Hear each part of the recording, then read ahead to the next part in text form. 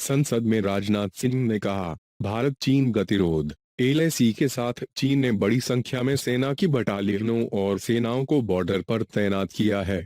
भारत के रक्षा मंत्री राजनाथ सिंह ने आज संसद में भारत चीन सीमा गतिरोध पर बोलते हुए कहा कि दोनों पक्षों ने वास्तविक नियंत्रण रेखा एलएसी के बारे में अलग अलग धारणाएं हैं। चीन सीमा के पारंपरिक और प्रथागत संरेखण नहीं पहचानता है। हम मानते हैं कि इस संरेखण अच्छी तरह से स्थापित भौगोलिक प्रिंसिपलों पर आधारित है। राजनाथ सिंह ने संसद में कहा, भारत और चीन सीमा समस्या का समाधान। अब तक वहां कोई पारस्परिक रूप से स्वीकार्य समाधान नहीं है। चीन सीमा पर असहमत है। चीन ने एलएसी और आंतरिक क्षेत्रों के साथ बड़ी संख्या में सेना की बटालियन और सेनाएं तैनात की हुई हैं।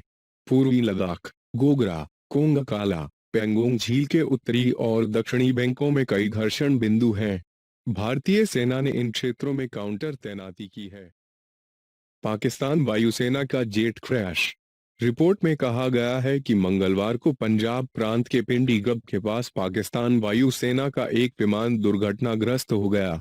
पाकिस्तान के वायुसेना पीएएफ ने कहा कि दुर्घटना एक नियमित प्रशिक्षण मिशन के दौरान हुई और जानमाल का कोई नुकसान नहीं हुआ। डॉन अखबार ने पीएएफ के बयान के हवाले से कहा, पायलटों को सुरक्षित निकाल लिया। भारत चीन गतिरोध। चीन ने एलएसी पर केबल बिछाने वाले सैनिकों की रिपोर्टों को खारिज किया। चीन के विदेश मंत्रालय की line of actual control LAC के साथ भारत के बीच तनाव के बीच मंगलवार को चीन के सैनिकों ने पश्चिमी हिमालयी फ्लैश पॉइंट पर फाइबर ऑप्टिक केबल बिछाए जाने की खबरों को खारिज किया है। एक समाचार ब्रीफिंग में चीनी विदेश मंत्रालय के प्रवक्ता वांग वेनबिन ने कहा, चीन और भारत राजनयिक और सैन्य चैनलों के माध्यम से संचार में बने रहेंगे। इससे पहले दो भारतीय अधिकारियों ने कहा था कि चीन वास्तविक नियंत्रण रेखा एलएसी पर संचार को स्पीड देने के लिए केबलों का एक नेटवर्क बिछा रहा है। अधिकारियों के अनुसार पीएलए लंबे समय तक सीमा पर रहने का इरादा रखता है और इसलिए वह अपनी संचार प्रणाली को मजबूत करने की कोशिश कर रहा है। योगी आदित्यनाथ ने मुगल संग्रहालय का नाम बदलकर छत्रपति शिवाजी महाराज का नाम रखा जाएगा। योगी आदित्यनाथ ने कहा, मुगल हमारे नायक कैसे हो सकते हैं।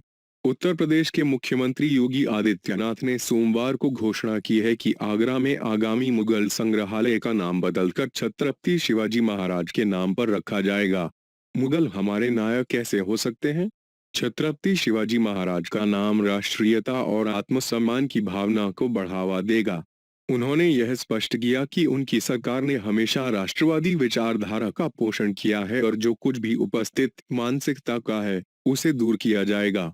आगरा में निर्माणाधीन संग्रहालय का नाम छत्रपति शिवाजी महाराज के नाम पर रखा जाएगा।